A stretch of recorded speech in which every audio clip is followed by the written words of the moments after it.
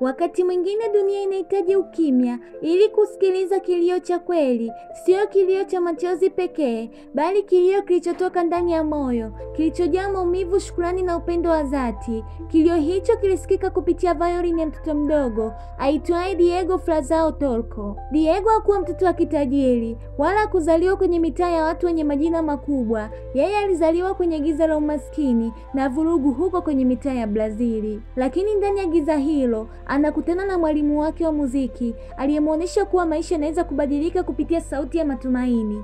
Mwalimu huyo kumfundisha tu jinsi ya kushika violin, bali alimfundisha maana ya ndoto na alimpa sababu za kuamka kila asubuhi na kumtoa mtaani. Hatimaye alimweka kwenye jukwaa la maisha. Wengi walilia, lakini hakuna kilio kilichoeleza uchungu kama wa Diego. Kila noti aliyocheza ilikuwa ni barua ya mwisho kwa mwalimu wake. Japo kilikuwa ni kilio cha moyo, lakini pia ilikuwa ni shukrani ya dhati kwa mtu aliyemwona zaidi ya mazingira aliyozaliwa.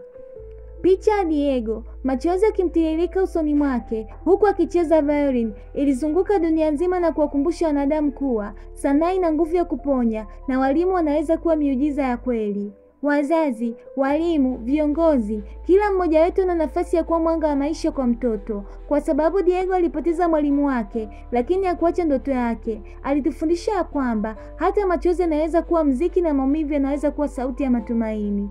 Hii ni Fahamu TV na mimi ni Benedicta Liberatus. Usisahau kunifollow Instagram @beneliberatus22. Bye bye.